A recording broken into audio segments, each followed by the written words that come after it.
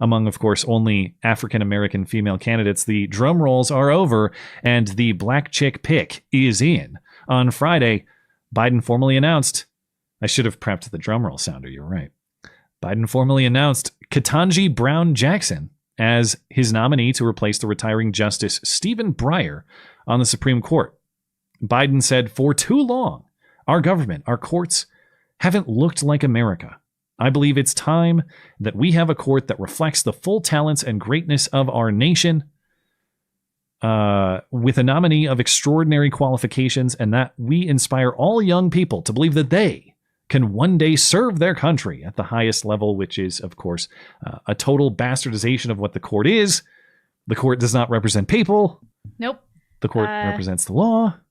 And we shouldn't be, average people shouldn't aspire to be on the Supreme Court. It should be reserved for the most elite, educated, smart people, not these like diversity hired chicks. Yeah, it's, there's no personal or advocacy interest. Nobody should look at the court and think, well, look, an Italian guy made it, so maybe so could I. Well, if you're one of the greatest legal minds, maybe so could you. It's not there to represent your interest or your demographics. It's there to represent the law and what the law says, and that's it.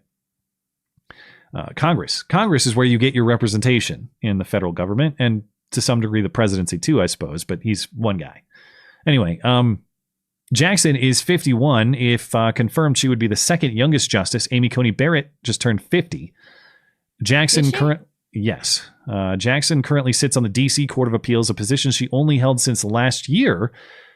But that, too, could be part of the political calculation to get her confirmed, because 3 Republicans voted to confirm her to that position just in June of last year. Those 3 Republicans were Lindsey Graham, Lisa Murkowski, and Susan Collins, who all voted to put her in that position. In January of this year, the New York Times, breaking down who the picks could be, the New York Times said Jackson had not yet written a body of appeals court opinions expressing a legal philosophy.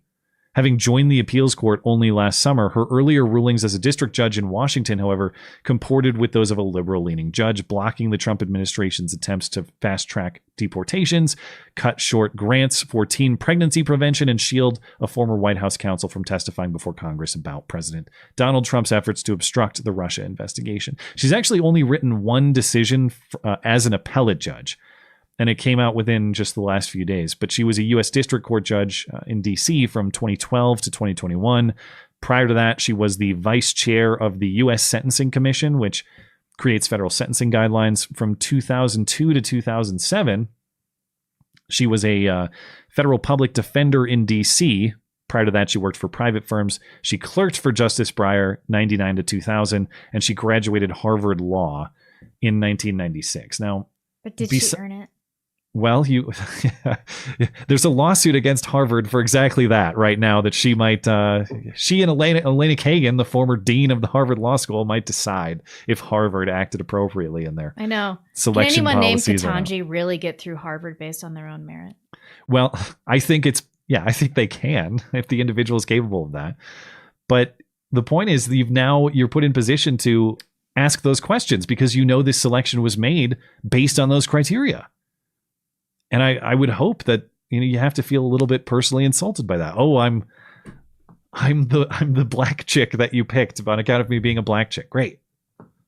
Feel really awesome. I bet she's 0% mad about this and mad that she hasn't gotten more in her life.